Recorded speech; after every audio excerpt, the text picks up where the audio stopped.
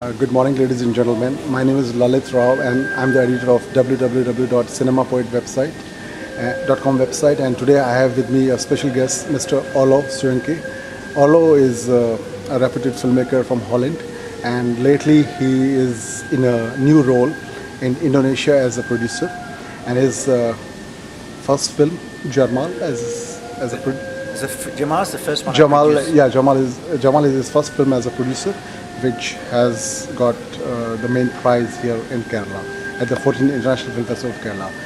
Good morning, Orlow. Morning. Thank you very much for giving me a chance to speak to you. Orlow, I would like to start by asking you a question which is related to the film Jamal. Do you think that Jamal is a story about survival on sea? No, for me it's a father-son relationship story. And of course the side things are that the young boy learns to survive in his own surrounding. Okay, there are two stories. One is the father who has a secret, who has a dark past, and he has to come clean with himself. So there's a development of the father going from this harsh man opening up, and there's the young man who's being placed on the fisher platform, the Jamal, and who has to deal with his father that he's never known.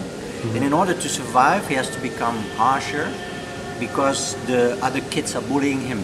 So he is getting harsher and the other one is opening up. So that's the way in the middle that they find each other and they get along together. Since Ravi Barbani, the director, is not here, so I would like to ask you, what kind of person is he, and what was your response when you read the script, which was given to you by Ravi? Well, it didn't went like that. I saw his first film, The Rainmaker, that won Best Film in Shanghai, Best Debutant Film. And he was my student in 1990 when I was teaching in the Jakarta Film School. So I know him for a long time. So when I decided to move to Indonesia to live there in 2002, I had a lot of spare time, so I got money from the Hubert Bals Fund and Prince Claus Fund to do a master class on script writing. So I asked 4 professional scriptwriters and directors to come into the workshop in the masterclass and develop a script as a practical workshop. His idea was to make a film about isolation on a fishing platform. That's all he had. So during the workshop we made a story, we made a father-son relationship, we had the whole bullying and everything in. So we developed it in about 2 years. I worked from synopsis to treatment to step outline. And in the 10 days on each workshop, and in the meantime they have to work on their script. So after 2 years the script was ready, and I liked it so much that I picked it up and I financed it. So it's a long process of about 5 years that we worked on the whole thing together with Rafi. Now what kind of person is he, you're asking me? He's very shy and he's very quiet. And the Rainmaker he made with about 10 friends of his, and in 20 days. And this was a big production. In the first, we even had Robbie Muller to be the cameraman Jim Jarmusch and Wim Wenders. Wim Wenders. He's Dutch and I know him for a long time. He came to I was the director of the Jakarta Film Festival for 3 years. He came there twice. And but he couldn't communicate with Rafi because Rafi is not talking enough. So after that we decided to help Rafi, and Raya, who helped writing the script, came on the set to talk with the actors, and I was there every day as well. So that's why it says a film by the 3 of us, because we really work together on everything, on the script, on the editing, on the directing, on everything. Although it's nice that you are putting it as a father-son story, but in some ways it's not a very touching father-son story, because the father shows a very kind of a cruel side of his. He's not very considerate towards his son, even till the last moment. Why is that so? Why did you show a father as a strict disciplinarian, whereas son wanting to get love from his father? That's the only person he could rely on, because other kids were bullying him. So why this kind of an imbalance between father-son relationship? Okay, well you're pointing out the weak side of the film. So the meaning of the film was that he would be harsh and afraid of his past. By confronting with his son, that is his past. So he could not open up. It's a closed man. He was really like in a shield. So the intention was that the boy who gets harsher, you get identification with the boy. Oh, he's put on a Jamal. We pity for the young boy, but in order to survive, he becomes harsher. So halfway you lose the identification with the boy because he becomes harsher. But I wanted the man to open up halfway. But he behaved like a star. So he didn't want to be directed. So he thought he could make the development himself, but for me he opened up much too late. He should have opened up halfway and they should have had contact. So now the end that they get close to each other goes much too fast because it's in the scenes. But in the acting you should have been prepared it, and then you would feel much more that they were together at the end and leave together with the boat at the end. Okay. I think from your film we get a very good message that kids they must learn to adapt. Do you agree with this fact? Oh yeah, absolutely. Yeah, they have to adapt. But still, I had hoped more than what you could feel, that at the end you could feel the warmth of the father and the protection of the father, and the father does take him away from the Jamal to go back to school and to back to normal life. So it's a very positive ending that the father opens up and takes the boy away.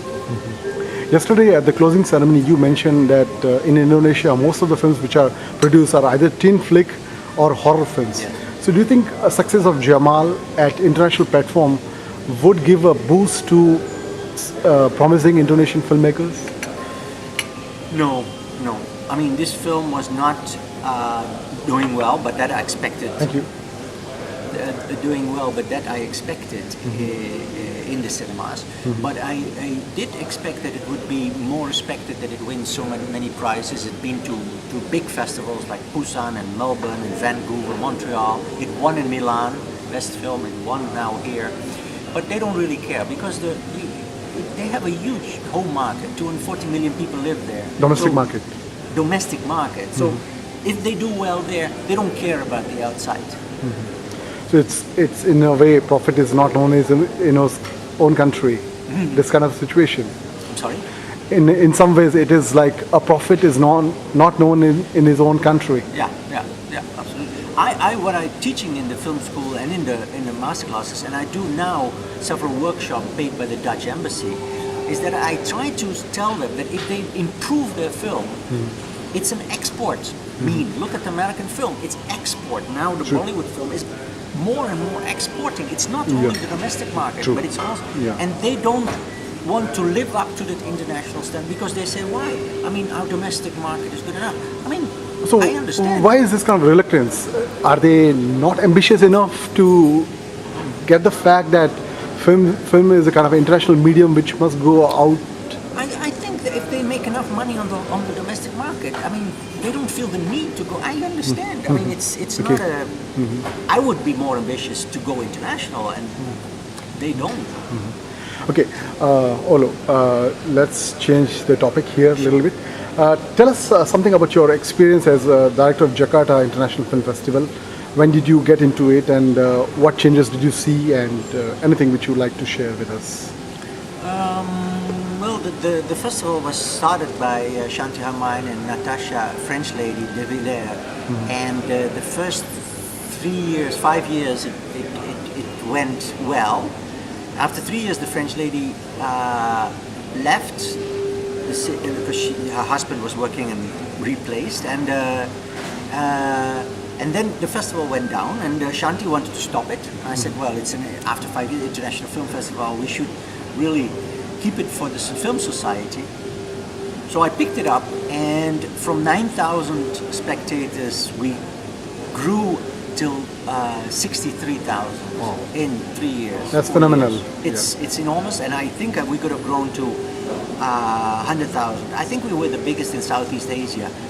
Busan, of course, is the biggest, but after that, and had a lot of international guests. It went really. I had very interesting sections. More and more people were coming, and then the funny thing happens. I don't know what it is. I mean, I'm still a foreigner, and as a Dutchman, or European, we are learned in school to think logistic.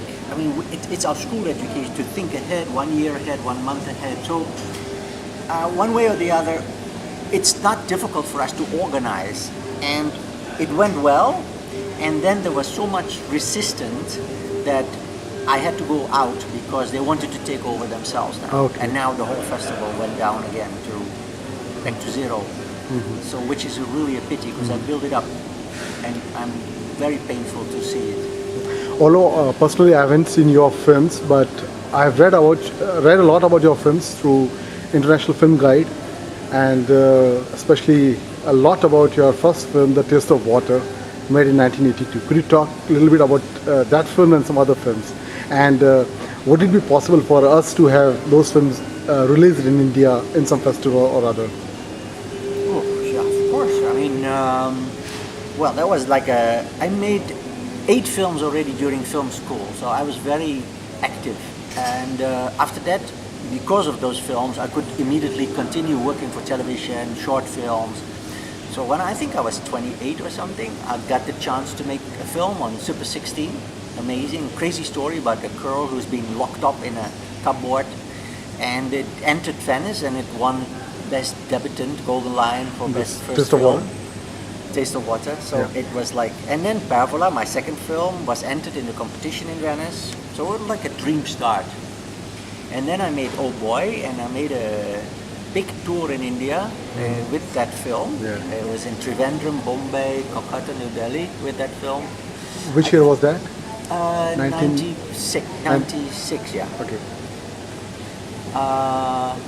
No, it's 92. Okay. 92. The thing is, I don't make, I'm not a fast writer. I write myself, but it takes me years before the script is ready. So I haven't made that many films. I make one film every 3-4 years. My last film was Jamal. Before that was 2000. The last film in Holland was Cheese. Okay. So all the films which you have made are based on your own writing, on your own screenplays. You don't believe in adapting stories Oh, written now by I've always other said I films. wanted to make original screenplays, but now I'm adapting a Dutch classic from 1900 that takes place in Indonesia. Is it Max Havelaar? Yeah, no, it's the Hidden Force. Okay. Max Havelaar is done by Fons Rademakers already, so Yeah. I don't want to make a... But this book has never been done, and it's the same kind of classic. It's a beautiful book. And Cheese was based on a book, so now I'm thinking, well, as long as I can make films, I want to continue, because it's very hard to finance films. Before we wind up, one last question to you, Orlow. When you were making films, for example, Taste of Water, Dutch cinema was in a very good shape, or I would say okay shape. Now Dutch cinema seems to have sort of gone out of sphere. What do you think the reason behind that? Why is Dutch cinema not so much getting so much success or so much critical acclaim? Well, first of all, in 1982, when I made A Taste of Water, people were giving the benefit of the doubt. Now you have to fill in these much forms and you have to give motivations because we live on a subsidy system. I think the Indian system or the Indonesian system or even the Hollywood system is more fair. You talk to a businessman, he doesn't like the script, you don't make the film. If he likes it, 1-2 financiers, you make the film. Subsidy is 5 people, sometimes they're not your friend, they don't give you the